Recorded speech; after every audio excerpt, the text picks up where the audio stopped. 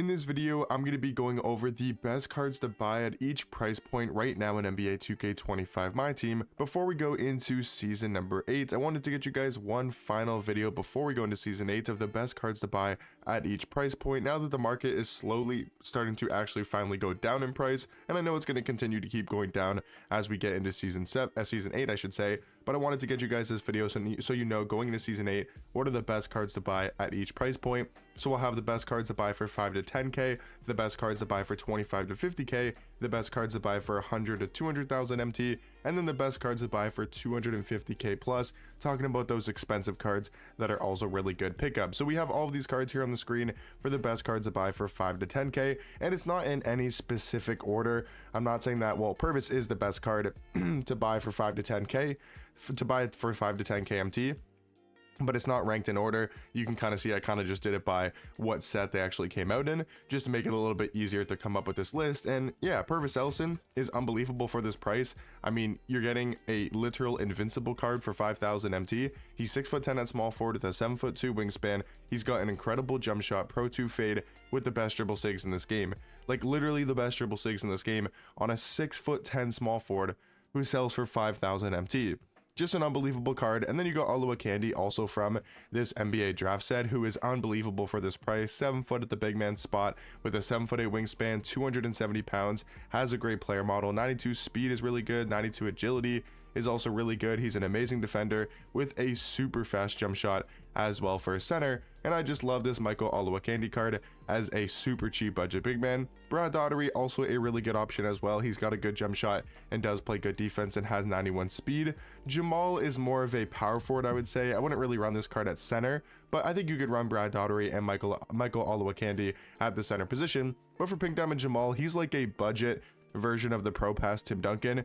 Obviously not, he's not going to be anywhere near as good as his Pro Pass Tim Duncan, but I'm saying like a budget version, very similar in height, wingspan, and weight. Stats wise, obviously Tim Duncan's going to be a lot better. Jump shot wise, I would say Tim Duncan still got the better jump shot and also has Pro 2 fade and has the much better dribble style. The size ups aren't that great either way, but they both have the same escape, the best behind the back, and this Jamal card actually does have a better moving step back. So again, is he as good as Tim Duncan? No, but for 5,000 MT or less, he's actually going to be a really good budget power forward. Chris Anderson, also really good as a super cheap, budget power forward. He's 6'10" at power forward with a 7'2" wingspan. Has he has amazing defensive stats and badges. Really good physical stats as well. 92 speed, 94 agility, 95 vert, 94 strength. This card is great if you guys are looking for a super cheap power forward. Jalen Suggs, really good defensive point guard. He's 6'5", can be an elite level defender and does have a solid jump shot. Pink Diamond Josh Childress is seriously one of the best cards in this game for 5 to 10k. I mean, 6'8" at shooting guard, 6'11" wingspan. I would say after Purvis, this is the next best card for 5 to 10k. Jabari Smith Jr. is 6'11" at shooting guard. Amor Caspi is 6'9", and both these cards do have really good jump shots. Trevor Booker and Beasley are good options at small forward. I mean, Beasley is still extremely cheap, has that good jump shot. And I mean, Beasley is always a really good offensive card, and Trevor Booker is solid as well. And then you got cards like Rocco, you got cards like Dino Raja that are just good from the fan favorite set. So in my opinion, guys, these are all of the best cards to buy right now in season 7, at the end of season 7, going into season 8 for 5 to 10,000 MT. Talking about the next price point is going to be the best cards for 25 to 50k. And I will say there is a couple cards like Vladimir and Jack Sigma that are like 60 to 65k, but I didn't really want to put them in the 100 to 200k price range, so I put them in the 25 to 50k. So it kind of is a bigger price range for this specific one. So we have cards for 25k like Dolph Shays and Steven Jackson and Joe Smith and Elton Brand, but then we have some cards maybe for 60k like Vladimir, Jack Sigma, kind of go for more of that expensive price tag. Maybe, no, I think Luol Deng's like 45k. So yeah, Elton Brand, Joe Smith, two incredible small forwards, like genuinely two of the best cards in this game for 25 to 50k, both elite at the small forward position. Steven Jackson is solid. He's a decent shooting guard. He's 6'8" with a nice jump shot. Dolph Shays, you guys know I love. He's an amazing 6'8" small forward, but has an incredible jump shot and very good dribble sigs. Ron Harper is probably the best card, I would say, at the point guard position. When it comes to the cards for 25 to 50k, he's an elite defender. Him and Bogut are kind of on the same level, but he's an elite defender. 6'6" at point guard, 6'9" wingspan. He's got a good jump shot. Kyle Lowry base, GG Jackson upper on very quick timing with that Pro 2 fade. an unbelievable card for 25 to 50k. I think he's around like 30,000 MT. So is Dolph Shays. Vladimir and Jack Sigma, like I said, are a bit more expensive, but this Vladimir card is so worth that price. I mean, he's like 65k on Xbox. He's 6'10" at small forward with a 7'2" wingspan, decent stats and badges, has an amazing jump shot, Pro 2 fade, and then take a look at the dribble sigs. They put on this 6'10" small forward card, best dribble style, one of the best escapes, and the best behind the back in this game, an unbelievable card. And then Jack Sigma is also very good defensively at the power forward spot, 6'11" at power forward with a 7'3" wingspan, amazing defender, has a really good jump shot, the same jump shot as Dark Matter Rick Smith, and we'll talk about that card here in a second. And then you got Dark Matter Rick Barry, an unbelievable card at the shooting guard spot for like 30,000 MT, I want to say 40,000 MT.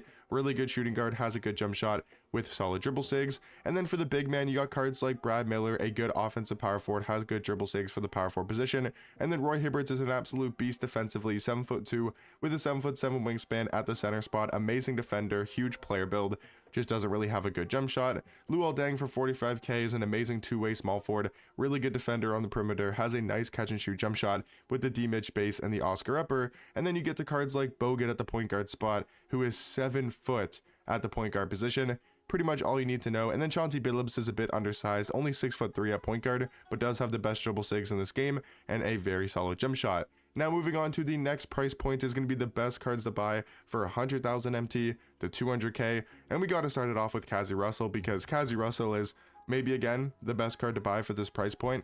I would say he's definitely up there as the best card to purchase between 100,000 and 200k. 6'5" at point guard, 6'9" wingspan, 99 every single stat. His jump shot is an amazing guard jump shot, Pro 2 fade, and then has the literal best dribble sigs in this game.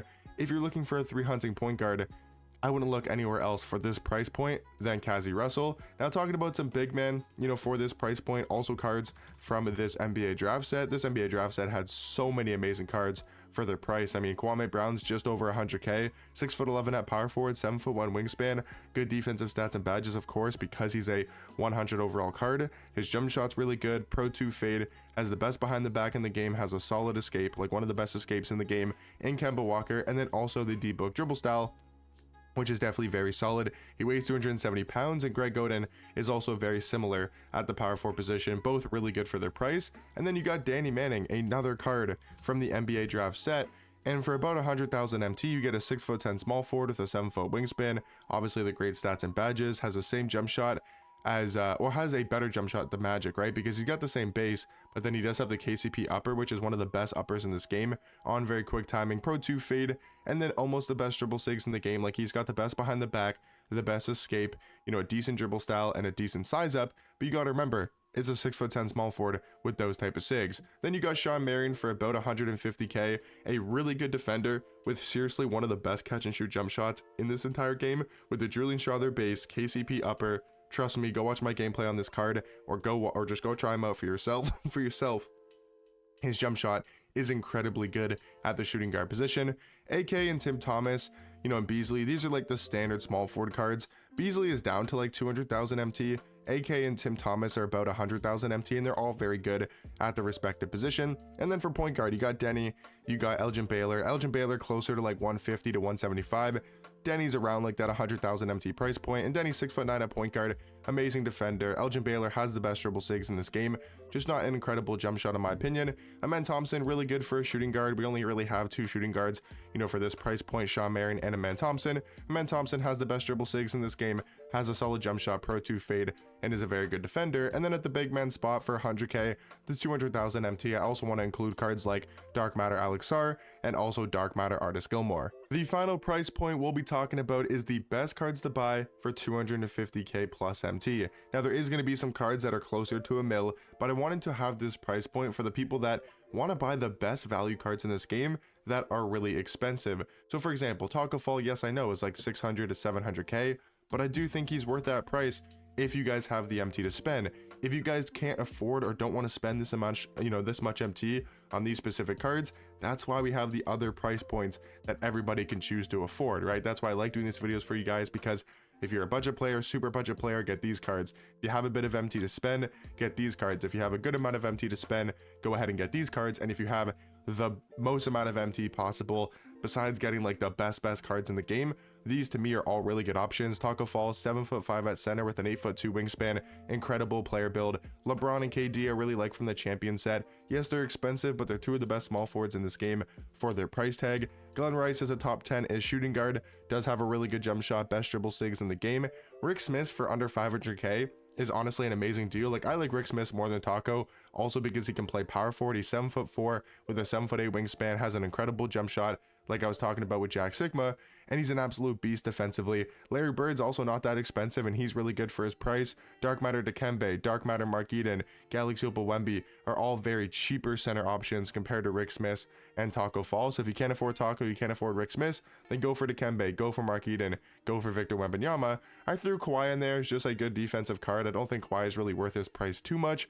I think he's an okay card and fun to use if you want a defender who has a good jump shot, and he is similar compared to his Invincible. And talking about Invincible cards, I wanted to include a couple that I thought were really good for their price, because I know a lot of people want to use Invincible cards on their squad, and they're pretty much perfect cards. Dr. J, Rudy Gay, and also Kevin McHale, I do think are Invincibles that are definitely worth their price tag. So hopefully you guys did enjoy this video and you found it helpful. That's what I try to do with these videos, specifically talking about the best price points in the game, you know, for different players, right? If you guys have, again, the 5 to 10,000 MT price range, if that's the amount of MT you want to spend on a card, these are the best cards in my opinion for that price point. 25 to 50k, these are the best cards in the game in my opinion. 100 to 200k, these are the best cards in the game. And then talking about those more expensive, like 250 to a million MT cards, in my opinion, these are the best ones to pick up and add to your guys' team. Let me know what you guys thought down below, and hopefully you guys did find it helpful, and I'll catch you guys in the next one.